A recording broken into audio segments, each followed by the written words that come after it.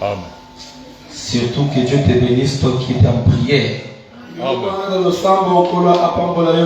Amen. Je disais que comme toi tu es en prière, que Dieu te bénisse. Que Dieu se souvienne de toi. Un enfant de Dieu soutient l'œuvre de Dieu. Comme je le disais tantôt ici,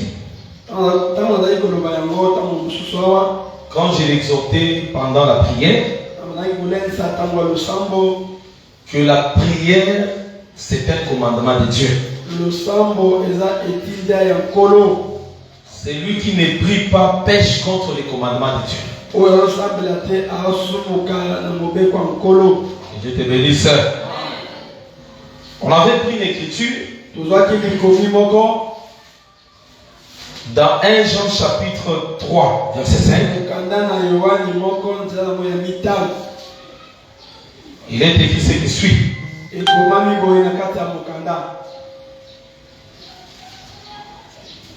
1 Jean 3, verset 4. Quiconque pratique les péchés transgresse la loi. Et le péché est la transgression de la loi. C'est-à-dire, on définit ici les péchés. Péché contre Dieu, c'est transgresser la loi. Ou transgresser les commandements de Dieu. Que Dieu te bénisse. Samuel dit ceci. 1 Samuel chapitre 12. 1 Samuel chapitre 12. Je prends le verset 23. Samuel dit ceci aux Israélites. Loin de moi aussi de pécher contre l'Éternel. Pécher contre l'Éternel, c'est transgresser les commandements de Dieu. Est-ce que vous comprenez? Maintenant, il continue comment il éviterait de transgresser la loi de Dieu. De cesser de prier pour vous. C'est que si quelqu'un ne prie pas, il pêche contre Dieu. Il transgresse les commandements de Dieu. Donc ici la prière, c'est comme le commandement de Dieu. Que Dieu te bénisse. C'est que si toi tu pries, en réalité tu obéis à la parole de Dieu. Or quand tu obéis à la parole, il y a la bénédiction qui doit t'accompagner. Que la bénédiction de Dieu t'accompagne. Que Dieu t'accompagne dans tout ce que tu vas faire. Parce que tu as obéi à la parole de Dieu. Que Dieu te bénisse. J'avais ajouté notre écriture dans 1 Thessaloniciens chapitre 5, le verset 17. Il est écrit ce qui suit. Priez sans cesse. C'est merveilleux, hein? Priez sans cesse. En d'autres termes, on ne te demande pas. On ne te demande pas. Dieu n'a pas dit, s'il vous plaît, voudriez-vous prier? Est-ce que vous pouvez prendre un peu de temps de prière? Dieu n'a pas dit ça. Par la bouche du Saint Paul, Dieu dit, priez sans cesse. Ce Cette expression, en français, elle est à l'impératif. C'est-à-dire, c'est un ordre, c'est un commandement. C'est-à-dire, on te donne un ordre de prier. On dit prier sans cesse. En d'autres termes, si tu ne pries pas, tu pêches. Oh, que Dieu te bénisse. Vous savez, Dieu c'est un stratège. Parce qu'il sait que c'est lui qui révèle nous les vouloir et les faire. Il peut venir devant toi et te dire, je mets devant toi deux chemins. Je mets devant toi deux chemins. Le chemin de la vie et de la mort. Il s'égale. On dirait qu'il t'a laissé le temps de manifester ta volonté aussi. On dirait que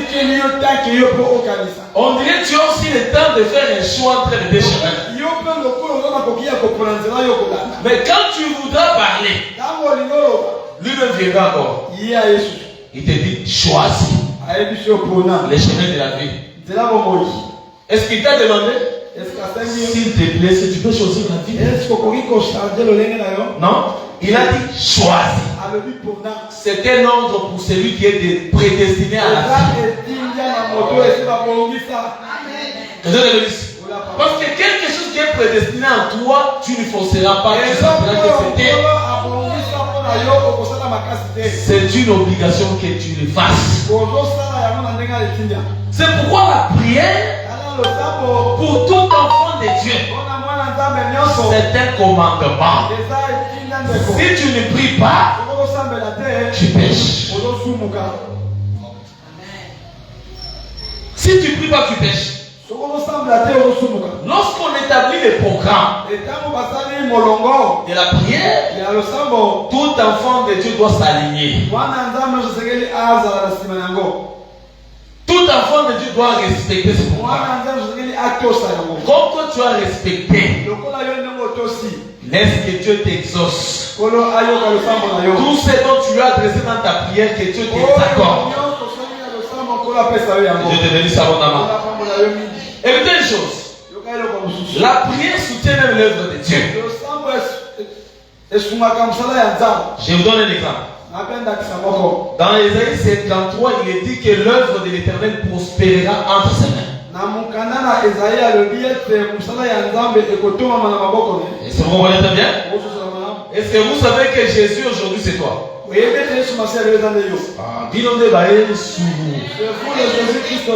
te bénisse abondamment. Paul persécutait l'église. Jésus lui est apparu. Il lui a dit, Paul, Saul, pourquoi pourquoi me persécutes Dieu? Mais il fallait dire pourquoi tu leur persécutes. Mais il dit pourquoi me persécutes Dieu? Ah, c'est simple. C'est pourquoi le frère Paul comprendra lui-même plus tard. Dans Colossiens 1 verset 18, la Bible dit que Christ est la tête de l'église, dont l'église est le corps. C'est que nous sommes le corps de la tête appelée Jésus-Christ. On ne peut pas séparer le corps de la tête. C'est que Jésus aujourd'hui c'est toi et moi. Que Dieu te bénisse. Nous ne sommes pas que Jésus. Nous sommes aussi les frères de Jésus. Nous sommes aussi la maman de Jésus. Parce que par nous on voit Jésus naître. Que Dieu te bénisse. Et c'est très important. Donc l'œuvre de Dieu aujourd'hui va prospérer entre tes mains. Si ça marche, si l'œuvre évolue bien, il faut savoir que c'est pas le travail aussi des mains. Tes prières vont faire prospérer cette œuvre. Tes prières vont faire prospérer les emplois, les activités des enfants de Dieu. Si je parle à l'enfant de Dieu, que Dieu te bénisse.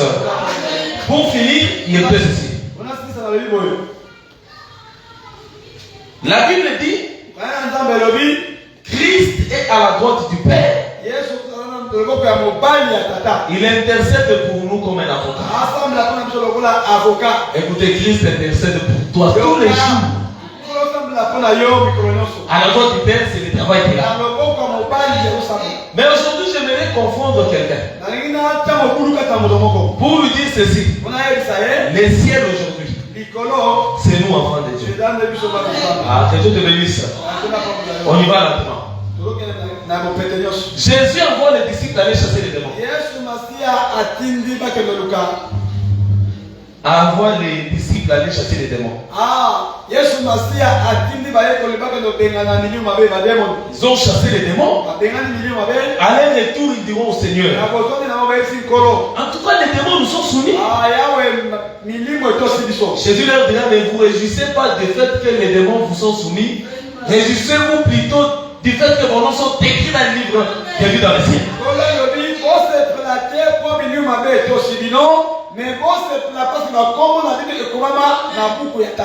Que Dieu te bénisse. Il ajoutera une chose.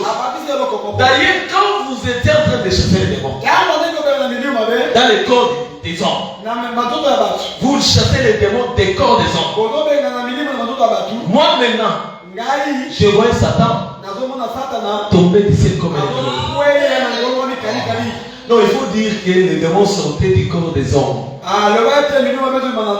Mais lui dit que je vois Satan tomber du ciel. C'est que les corps des hommes dans lesquels les démons sortaient.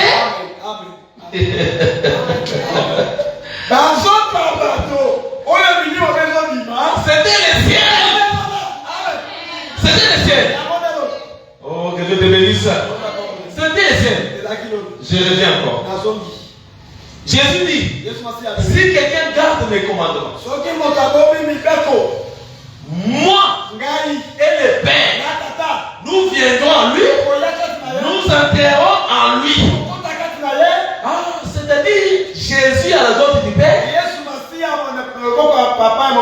dans les lieux célestes, en train d'intercéder pour nous, c'est en réalité Jésus dans le corps des chrétiens en train de prier. Que Dieu te bénisse. C'est que les chrétiens, c'est le ciel. Tel que tu es là, tu es le ciel de Dieu. Parce que le Père et le Fils sont en toi. Donc le travail d'intercession là, c'est pas dans ta vie. Que Dieu te bénisse. Parce que j'aimerais te faire comprendre une chose. Cette intercession s'interprète comment dans ta vie? L'intercession qu'il fait Jésus dans les cieux. Dans ta vie, ça se passe comment? Écoutez-moi maintenant. Paul dit que si nous avions connu le Seigneur autrefois selon la chair, ça c'est 2 Corinthiens 5 verset 16. Cette fois-ci, nous ne les connaissons plus de cette manière-là. C'est que le Seigneur n'est plus jamais. Comment il est devenu aujourd'hui? Nous retournons dans 2 Corinthiens 3. 2 Corinthiens 3, verset 17. Paul définit maintenant. Or, le Seigneur, c'est l'Esprit. C'est qu'aujourd'hui, Jésus, c'est le Saint-Esprit. Mais la Bible dit dans Romains 8, nous ne connaissons même pas ce qui convient de prier. Mais c'est le Saint-Esprit qui intercède pour nous par des soupirs inexprimables. Paul ajoute en disant, faites en tout temps par l'Esprit toutes sortes de prières et de supplications avec une entière persévérance et prier pour tous les saints. Parce que quand un chrétien prie, c'est un autre langage de Christ qui intercède pour lui à la droite du Père. Que Dieu te bénisse. C'est-à-dire, l'intercession de Christ à la droite du Père se manifeste dans ta vie par les prières que tu effectues ici.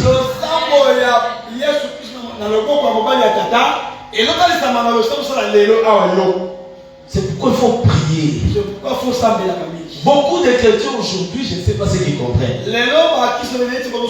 Lorsqu'on dit que prions, ils voient que c'est du passe-temps. Ils sont incapables de prier même largement. Ils pensent que la parole exclut la prière. Non, la prière c'est ça même la parole. Je te bénisse. Parce qu'il y a des gens qui tombent dans les péchés si facilement. Hein? Surtout devant les publicités. Parce que les péchés comme implicité, c'est un péché que l'on veut enfuir.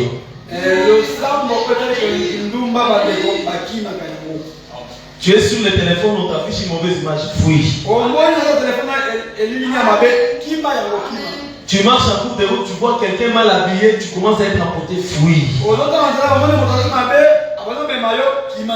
Si tu veux résister, c'est alors que tu t'en. C'est de la force. La victoire sur l'impudicité, c'est la fuite.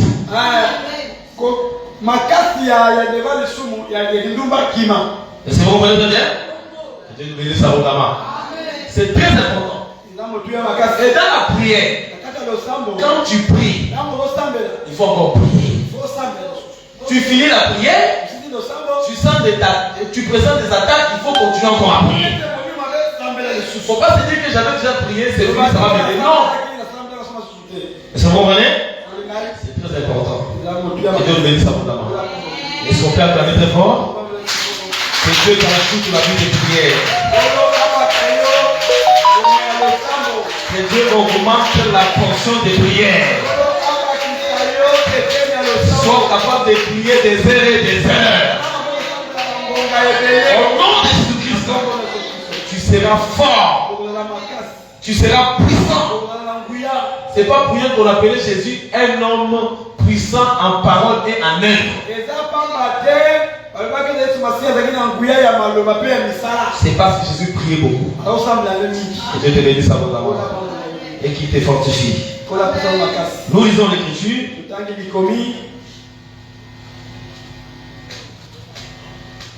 Nous sommes dans Luc chapitre 21 verset 15. Luc 21 verset 15.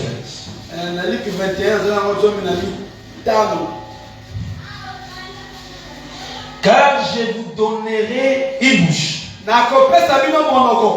et une sagesse telle que vos adversaires ne pourront leur résister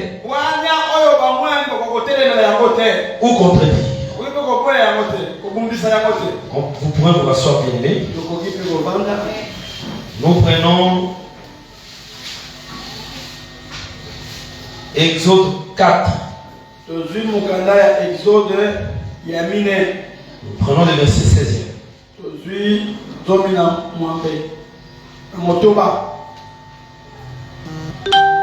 Il parlera pour toi au peuple. On parlait d'Aaron. Oui. Il te servira de bouche. Et tu tiendras pour lui la place de Dieu.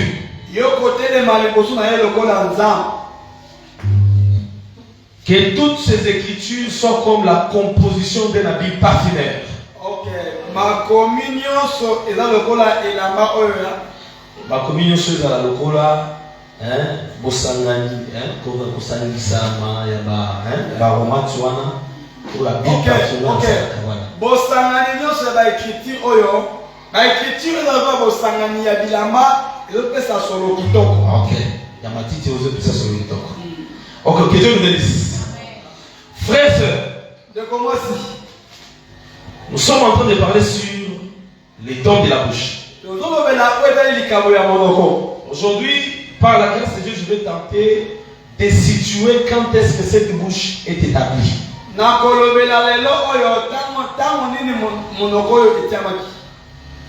L'établissement du don tort de la bouche. Parce que cette bouche fut aussi établie. Vous comprenez très bien? La fois passée, je t'avais dit ceci. Nous avions 4 types de bouches dans la création. La bouche appelée bec de l'oiseau. La bouche appelée gueule de l'animal. La bouche de l'homme. Et la bouche de l'Éternel. Vous comprenez? Nous allons marcher en prenant les points essentiels. On avance. Et nous t'avions dit que nous, en tant qu'enfants de Dieu, nous devons utiliser bien notre bouche. Parce que si tu utilises mal ta bouche, ça sera un instrument de destruction. Ça risque de séparer beaucoup de gens. Même faire fuir certains frères et sœurs, aller dans d'autres communautés ou encore dans d'autres assemblées. Bref, aller suivre un mauvais enseignement et se perdre. Parce que ce ne sont pas toutes les églises qui veillent sur l'enseignement. Que Dieu bénisse. Parce que les prédicateurs sont des dispensateurs.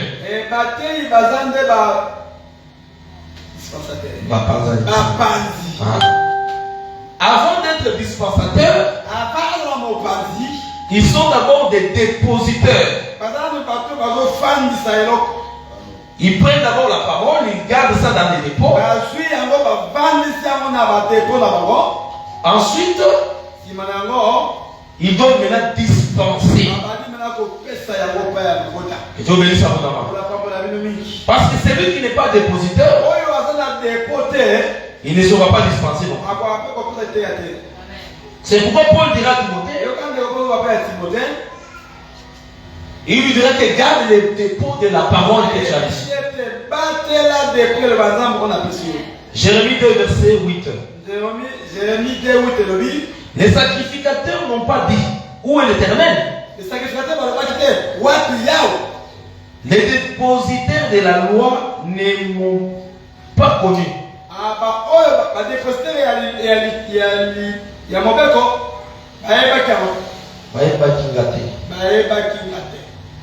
Il va interpréter les dépositeurs. Les pasteurs m'ont été infidèles. C'est qu'un dépositeur, c'est aussi un pasteur. Vous comprenez très bien? Encore, les prophètes ont prophétisé par Baal. C'est-à-dire qu'un berger, c'est un dépositaire. C'est lui qui reçoit la parole, mais il doit dispenser ça. Vous comprenez très bien? Dieu bénisse votre main. Maintenant, ici, nous sommes en train de te faire voir ceci que la bouche de l'Éternel, elle est différente de la bouche de l'homme, du bec et de la gueule. Parce que vous allez remarquer que les bouches des animaux viennent pour détruire. Mais attention, l'évangile peut changer aussi de couleur. Vous allez voir que Dieu aussi, tout ce qu'il a créé, parle de lui-même d'abord. Est-ce que vous comprenez? Romains chapitre 1, verset 19 à 20.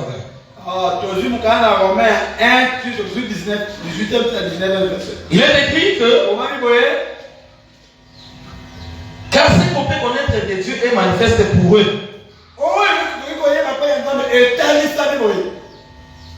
Dieu le leur ayant fait connaître. En effet, les perfections invisibles de Dieu,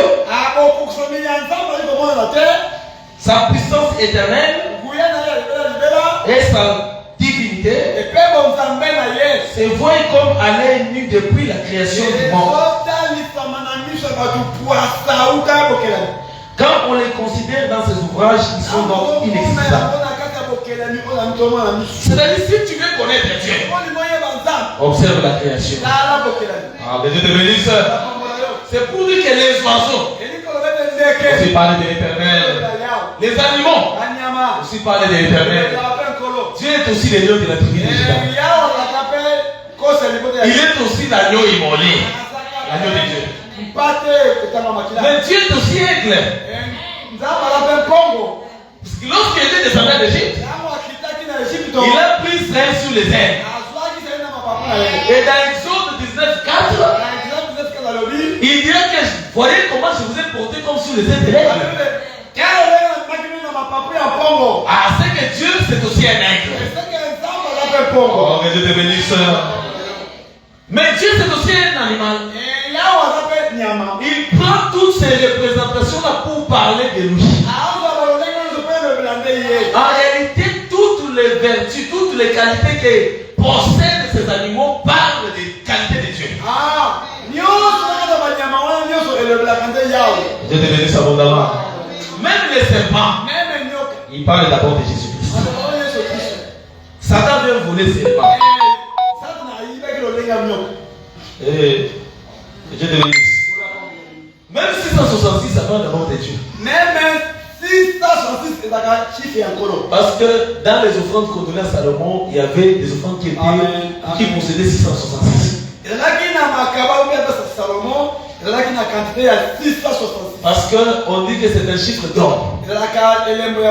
C'est que Satan utilise cela comme pour lui, c'est pas pour lui. Oh, que Dieu te bénisse. 666, c'est Zoba qui s'est dit, Aloubi Amouko. Parce que Zoba Maté, il n'a pas peur de ça. Il est en paix. Ça va pas pour la vie.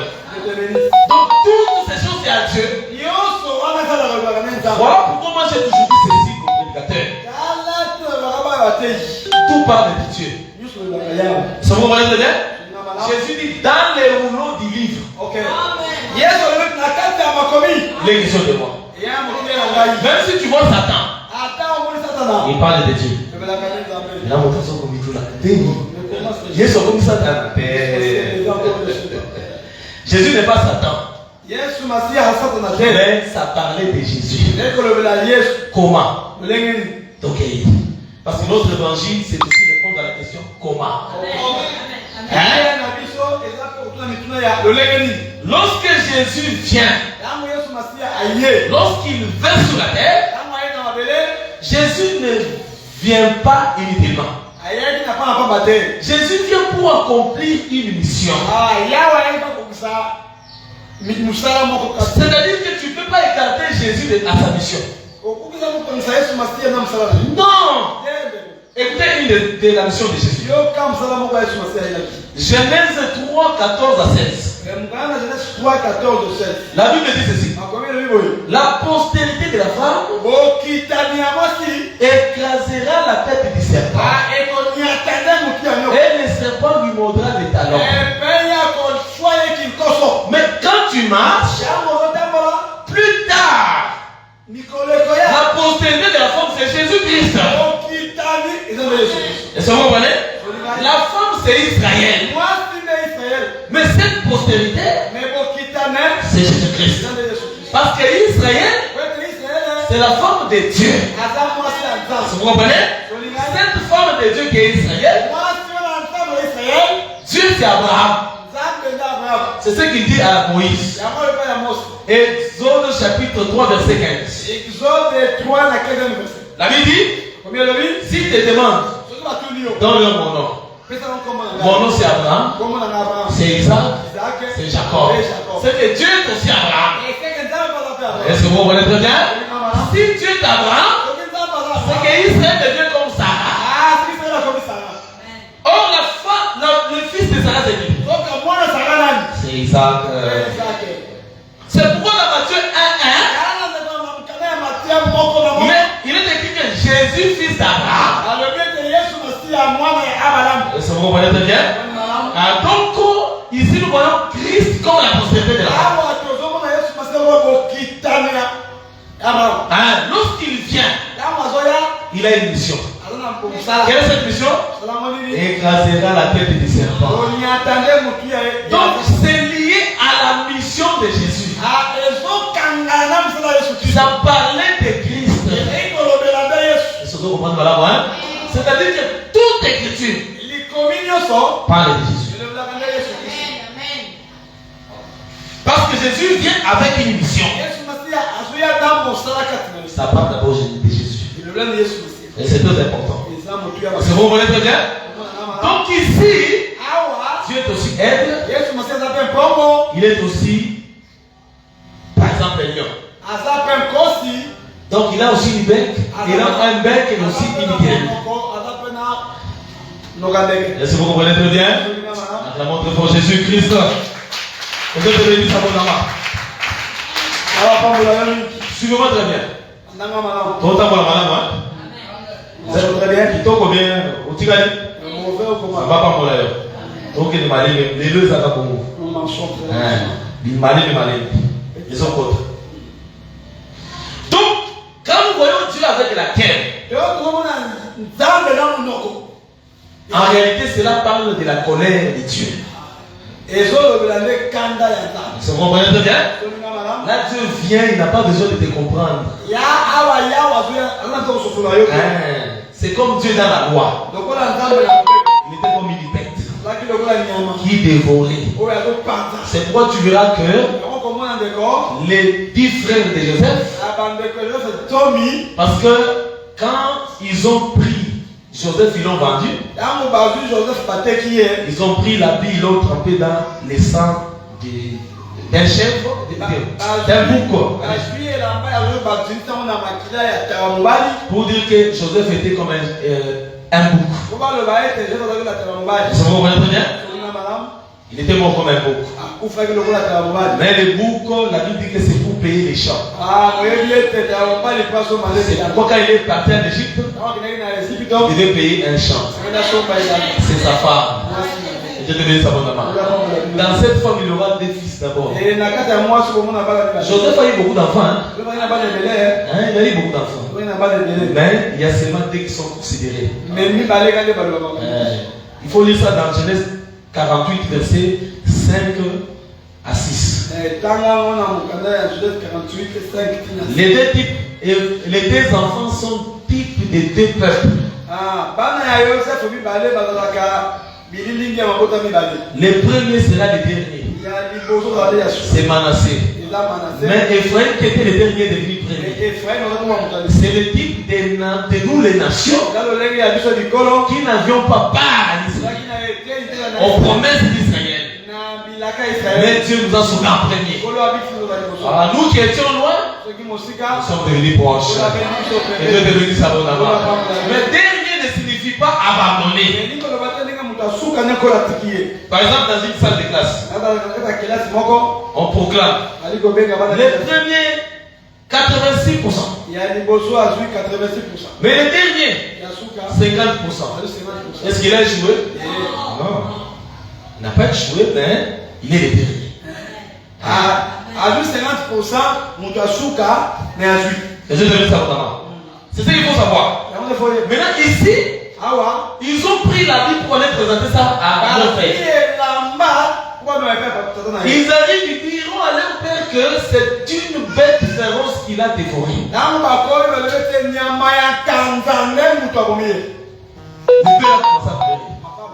Et pourtant, c'était eux qui l'avaient vendu. C'est-à-dire qu'ils se sont considérés comme une bête féroce. Or, ils étaient au nombre de 10. 10 aussi parle de la loi. La loi parle aussi de Moïse. Et Dieu avait fait de Moïse Dieu. C'est que Dieu, c'est une bête féroce. Donc, la colère de la loi, c'était la colère de Dieu comme sa gueule. C'est bon, vous comprenez très bien? Même quand Dieu viendra nous venger, il viendra comme la colère de l'agneau.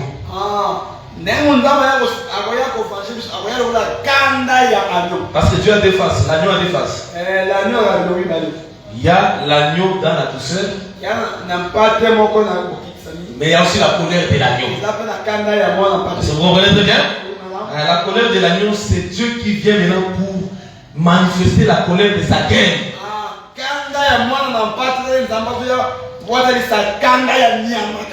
C'est pourquoi vous verrez qu'en Apocalypse, il vient avec l'épée à sa bouche.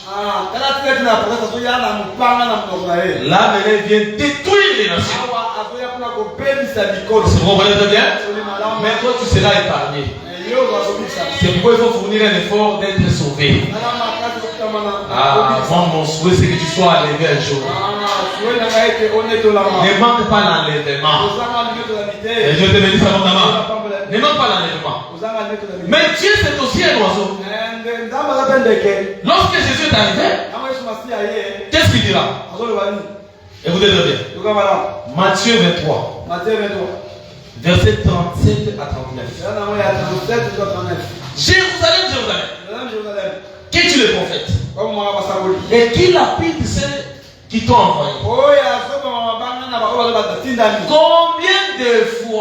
Combien de fois ai-je voulu rassembler tes enfants comme des poussins sous mes ailes?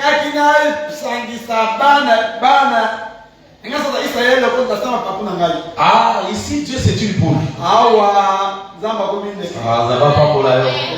C'est une poule. Mais pourquoi il est une poule? C'est lorsqu'il veut rassembler. L'œuvre de la croix, c'est l'œuvre de rassemblement. Jean chapitre 11, verset 49 à 52. Les sacrificateurs Caïphe dira.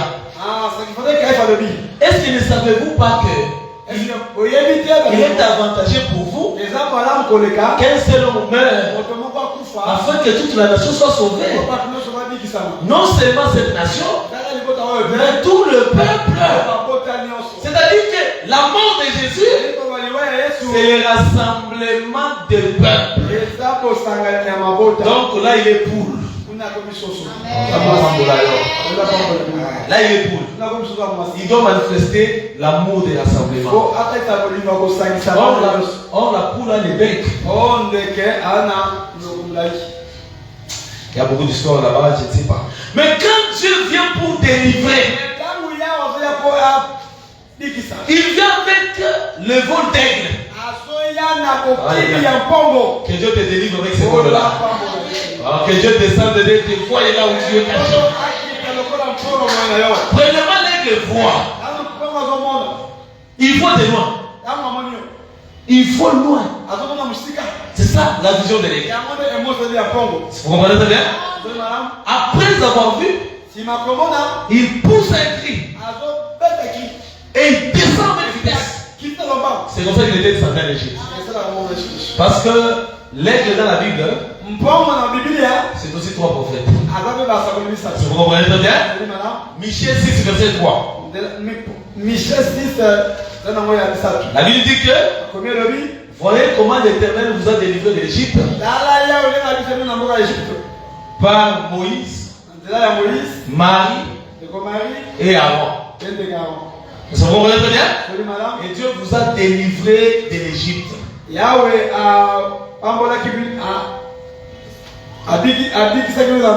Est-ce que vous comprenez très bien? Parce que dans Malachie chapitre 4, on nous fait voir aussi trois prophètes. Il y a Moïse, Élie et les corps. Parce que Moïse c'est comme l'aile. Élie c'est comme aussi l'aile. Mais il y a des corps aussi. L'accomplissement de cela, vous allez remarquer que c'est Apocalypse 11. On parle de deux oies là-bas. Papa Kolami Bali. Et Dieu bénisse à mon amour. Mais dans Matthieu 17, on voit que Jésus est apparu. On voit Moïse. Et ah, c'est-à-dire c'était tout un aigle. Que Dieu te bénisse. C'était tout un aigle. Voilà pourquoi lorsque Dieu descendait en Égypte, c'était par trois prophètes. Marie, Moïse et Aaron. Et c'est vous comprenez très bien? C'était comme un aigle qui descendait pour délivrer. Ça veut dire que lorsqu'on parle de la délivrance, il faut voir aussi l'aigle. C'est pourquoi Dieu viendra délivrer Israël comme un aigle. Vous comprenez très bien? Il y a beaucoup d'histoires, mais notre temps nous presse. On pouvait parler du terrifié. On pouvait parler de l'Autriche. Ce sont les natures de Dieu. Même du corbeau. Ce sont les natures de Dieu. Et tout ça c'est très important. Que Dieu te bénisse. Que Dieu te délivre aussi comme un aigle. Qui te porte là où tu étais faible. Que Dieu t'aide à marcher vite. Ah, que Dieu court avec toi très vite. Avant son nom de Jésus-Christ. Donc, il y a un peu beaucoup d'histoires là. On ne saura pas entamer ça. Retournons d'abord dans les textes. Donc ici, qu'est-ce que nous voyons? Je vais d'abord soutirer une petite parenthèse. La nature de Dieu peut devenir aussi la nôtre. Si Dieu est une poule, il s'explique dans une poule, c'est que nous aussi nous pouvons aussi manifester la nature de la poule. La poule rassemble. C'est qu'un enfant de Dieu, le travail qu'il doit avoir, c'est la réconciliation aussi. Est-ce que vous comprenez très bien? Un enfant de Dieu qui ne réconcilie pas les autres, mais les sépare, il ne fait pas l'œuvre de Dieu. Est-ce que vous comprenez très bien? Vous devez avoir le travail de la réconciliation. Même le ministère, le premier service qu'il a, c'est la réconciliation. Si quelque part vous remarquez que les ministres ne se réconcilient pas, même si on organise des réunions pour leur réconciliation, ça marche. C'est qu'ils ne sont pas appelés ministres. Ils ne sont pas ministres. Parce qu'un ministre a la mission de la réconciliation. Il ne peut pas seulement commencer à réconcilier les autres, mais lui-même ne se réconcilie pas avec les autres. Non! Donc c'est un travail qui doit commencer par soi-même, ensuite vers les autres. Même nous, enfants de Dieu, si quelque chose ne marche pas entre les deux, il faut aller les réconcilier. Vous comprenez très bien? Et si vous ne faites pas ça, donc vous faites un mauvais travail. Et Dieu bénisse à vous. Vous comprenez très bien? Maintenant, retournons ici. Parlons un peu rapidement sur l'établissement de la bouche.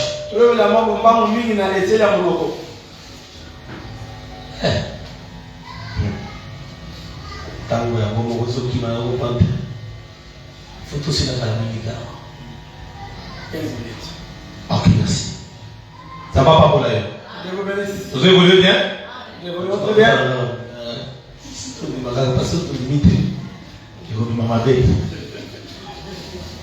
Vous avez fortifié la compagnie. Que le Seigneur te fortifie. C'est bien, parfois il faut aller comme ça. C'est très important. Parce qu'on doit avancer. L'établissement de la bouche. Dans la Bible, Dieu, quand il a délivré Israël, Israël devait marcher d'abord la première année. Ensuite, la seconde année. Parce qu'à la seconde année, c'est là que Dieu établira les sanctuaires. Est-ce que vous comprenez très bien? Lisons l'écriture rapidement. Exode 40. Nous prenons le verset 16 à 17. Nous lisons notre Jésus.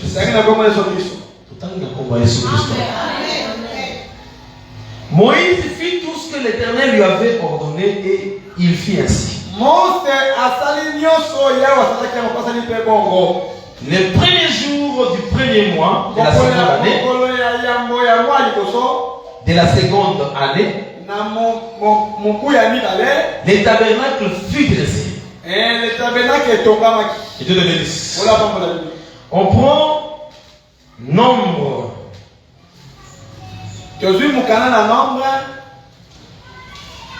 Chapitre 10. Le verset 11.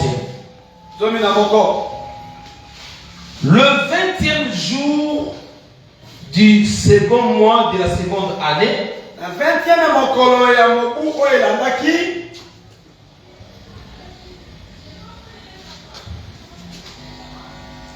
la nuée s'éleva de dessus les tabernacles du témoignage, et les enfants d'Israël partirent du désert de Sinaï selon l'ordre fixé pour leur marche.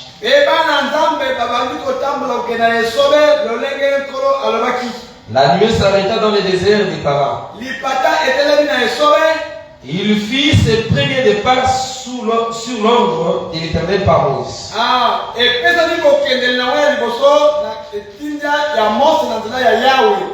Que Dieu le bénisse. Donc ici, quand on parle de la seconde année, c'est qu'il y a eu la première année. Ça vous comprenez très bien? Donc nous voyons des années.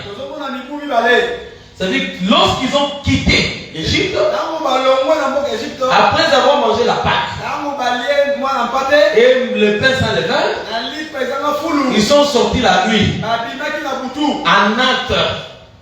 Ils sont sortis la nuit vite fait.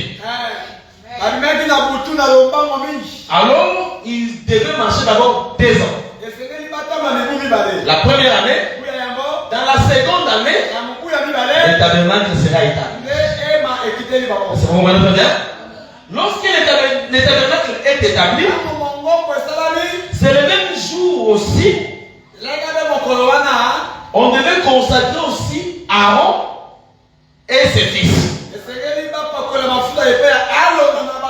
Est-ce que vous comprenez très bien? Dieu bénisse abondamment.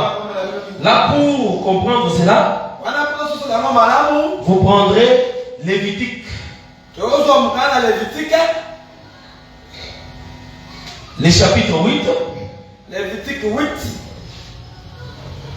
Vous prenez le verset 1.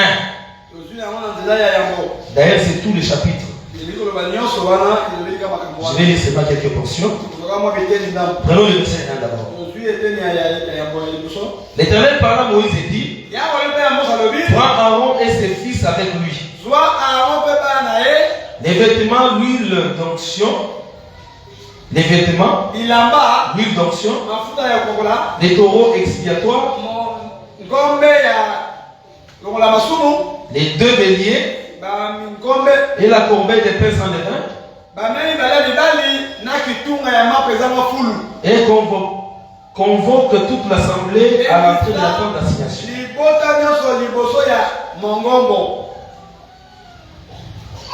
Je prends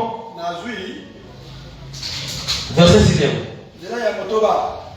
Moïse fit approcher Aaron et ses fils. Et il les lava. Et donc, quand vous continuez la lecture, vous verrez que Moïse avait oint Aaron et ses fils.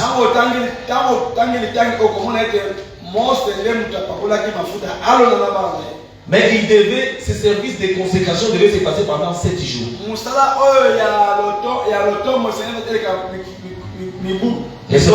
Vous comprenez très bien?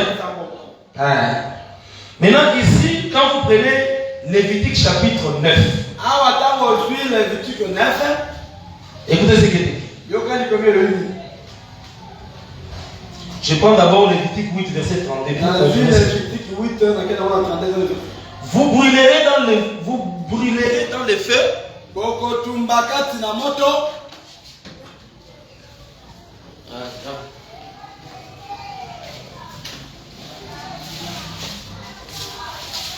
Ouais.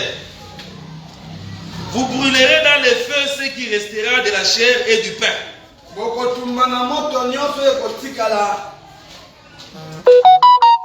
la chair et du pain. Pendant 7 jours, vous ne sortirez point dans la tente d'assignation jusqu'à ce que les jours de votre consécration soit accompli. Car les jours seront employés à vous consacrer. Vous comprenez, hein? 7 jours devaient se passer pour la consécration. Là, c'est depuis le moment où le tabernacle a existé. Parce qu'on avait et le tabernacle et aussi Aaron et ses fils. Je te bénisse. Verset 10e de Lévitique 8. Moïse prit l'huile d'onction et éloignit les sanctuaires et toutes les choses qui étaient et les sanctifia. Vous comprenez? C'est que le tabernacle fut aussi sanctifié. C'était le même jour que Aaron et ses fils aussi étaient Maintenant écoutez, Lévitique 9 verset 1. Le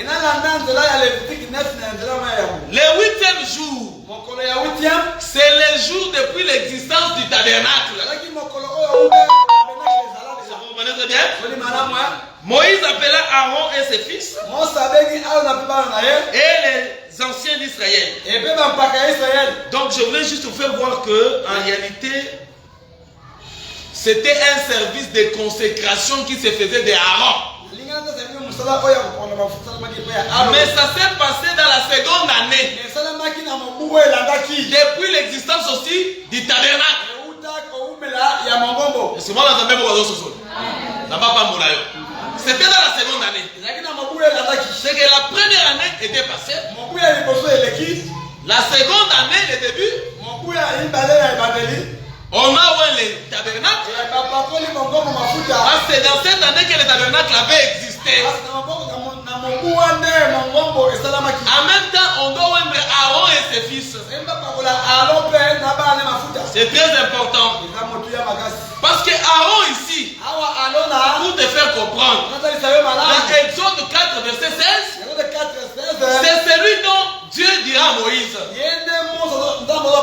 Aaron te servira de bouche. Que Dieu te bénisse. C'est que Aaron c'est une bouche qui devait être établie dans la seconde année lorsque le tabernacle a existé. Que Dieu te bénisse. Parce que le jour où Moïse se sentait incapable de faire l'œuvre de l'Éternel, il avait dit que je bégaye, je ne parle pas facilement. Tu le sais, mon Dieu. Car la chose dans la faiblesse, vous comprenez, hein? Et c'est Dieu qui avait maintenant compris cela. Il prendra maintenant Aaron la bouche. Il donnera cela à Moïse. C'est que Aaron était un don de la bouche. Que Dieu te bénisse. C'est qu'Aaron était un don de la bouche à Moïse. Mais tu vas remarquer que Moïse tiendra pour Aaron la place de Dieu. C'est que Moïse était comme Dieu. Il avait une bouche d'or. Oh, que Dieu te bénisse. Donc Moïse étant Dieu, il avait une bouche. En tant que Dieu, il avait une bouche. Et cette bouche-là, c'est Aaron. Mais vous allez voir ceci. Dans Exode 7, verset 7, la Bible dit ceci. Aaron et Moïse, ils avaient un écart de 3 ans. Écoutez très bien. Moïse était âgé de 80 ans. Et Aaron de 83 ans lorsqu'il parlait à Pharaon. Aaron avait 73 ans. 83. Oui. Moïse avait 80. Ah oui. Mais Aaron avait 83. C'est qu'il y avait un écart de 3 ans entre Moïse et Aaron. Et c'est vous comprenez très bien? Parce que l'aîné c'était Myriam. Parce qu'il y a un abandon de Myriam. Après c'est Aaron et Moïse. Moïse était comme les cadets. Et Dieu te bénisse à bon d'abord. Parce que lorsque Moïse était né, c'était Marie Myriam qui suivait Moïse au bord. Myriam était comme l'ange de l'Éternel qui campe autour de ceux qui craignent l'Éternel.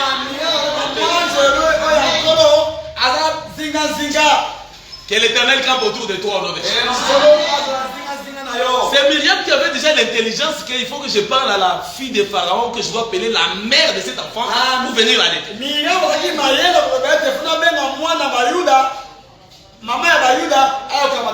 était déjà intelligente. Est-ce que vous comprenez très bien?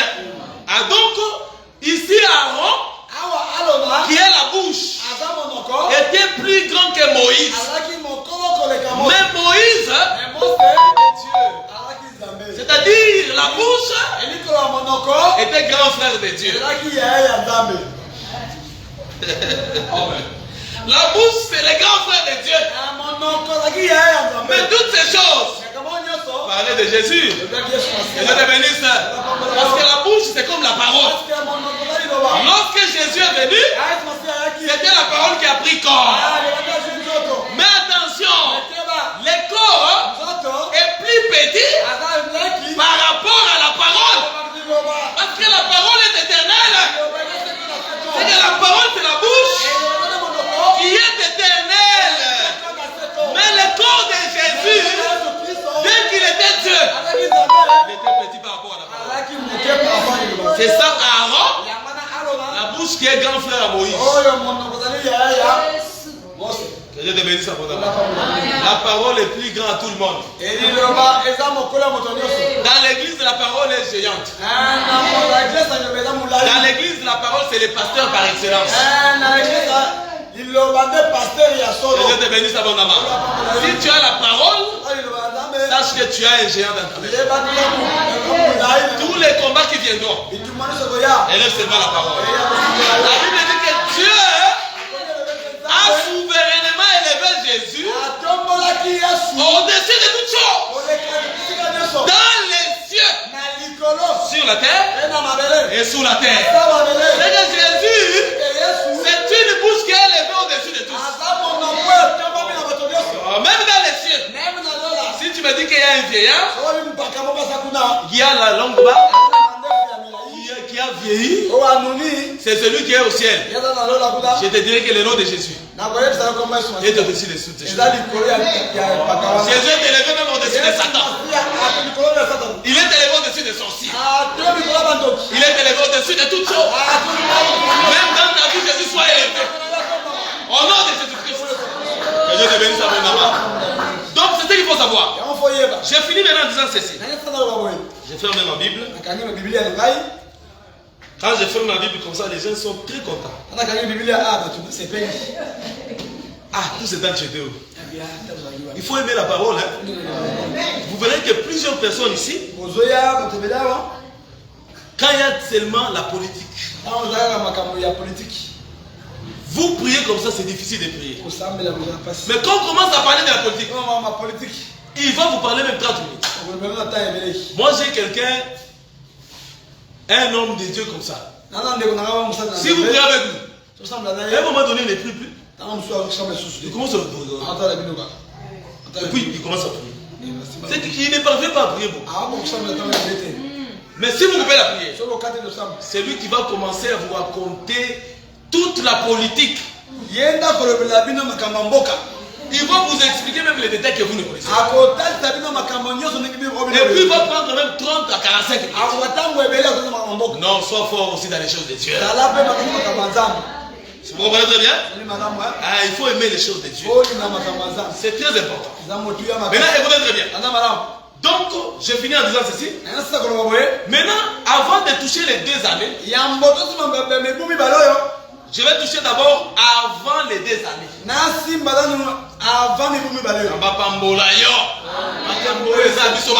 Les choses c'est pour nous. Moïse, parce que la première année, c'est aussi une image des temps de la loi. Vous comprenez très bien? La seconde année, c'est comme la grâce.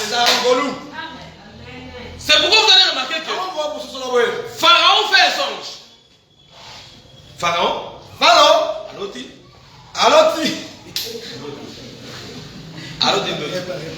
Pharaon fait un songe. Il voit des bœufs qui mangeaient, qui paissaient. Mais lorsque Joseph vient, avec l'esprit, la faculté de Dieu, il interprète les bœufs. Tu vois les bœufs là? C'est une année, ça fait 7 ans. C'est qu'un bœuf égale à une année. Le frère Paul dira, est-ce que Dieu s'inquiète-t-il des bœufs? Car il est écrit que tu n'amuseras point les bœufs quand tu les crains. En réalité, Dieu parlait de nous, les serviteurs. C'est qu'un bœuf qui est une année, c'est aussi un serviteur. Or, dans la Bible, Moïse nous a donné la loi. Mais la grâce et la vérité est venue par Jésus-Christ. C'est-à-dire que dans la Bible, nous n'avons que des serviteurs. C'est pourquoi dans Hébreu 3, on dit que Moïse était fidèle dans la maison de Dieu. Mais Christ, il est comme fils dans sa propre maison. Et sa maison, c'est nous. C'est-à-dire dans la Bible, nous n'avons que des serviteurs. Il y a Moïse dans la loi et Christ dans la grâce. Acclame très fort Jésus-Christ. C'est-à-dire, les deux serviteurs, c'est 2 années. C'est vous comprenez très bien? C'est que la première année, c'est comme tous les temps de la loi, où la mort a régné, où il y avait les ténèbres. Mais la seconde année, c'est le temps de la grâce. Donc c'est au temps de la grâce qu'on établit la bouche. C'est vous comprenez très bien? Je vais revenir mieux demain. Mais aujourd'hui, c'est que tu dois retenir. Avant les 2 années, il y a d'abord ce qui se passe. C'est que la bouche là avait déjà travaillé avant les années. Parce que le travail de la bouche qui est avant en Égypte, c'est un travail qui se passe dans l'éternité. Parce que si tu parles de la première année comme tous les temps de la loi, c'est déjà la création, non? Vous comprenez très bien? Donc la seconde année est inaugurée par l'œuvre de la bouche. Et après, l'année commence avec l'arrivée du Saint-Esprit. Mais il y a ce qui se passe avant toutes ces choses. La bouche d'Aaron a travaillé avant cela. Parce que le travail que la bouche Aaron a effectué, c'était un combat contre Pharaon. Parce que c'était dans le palais royal. Vous comprenez? Pourquoi il est écrit? Dieu vous a délivré de la maison de servitude.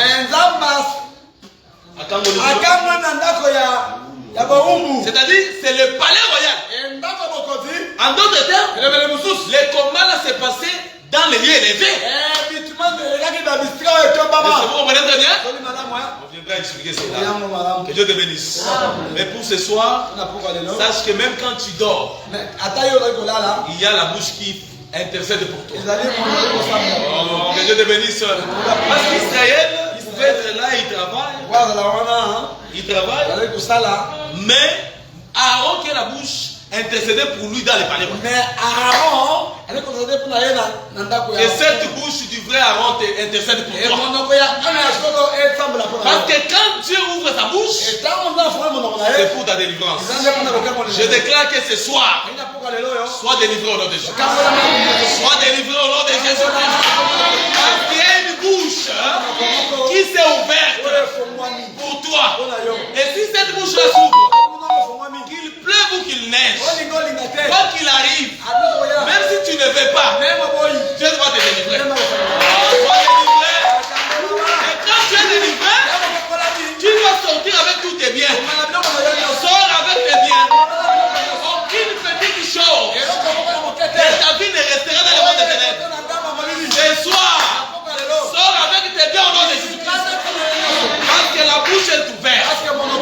Cette bouche, c'est le les ministères. Quand les ministères travaillent, c'est que tu seras délivré. Azala délivré ma kamona yo. Azala délivré ma kamona yo. Lamba pambola yo. Mettez les trucs sur ma boca.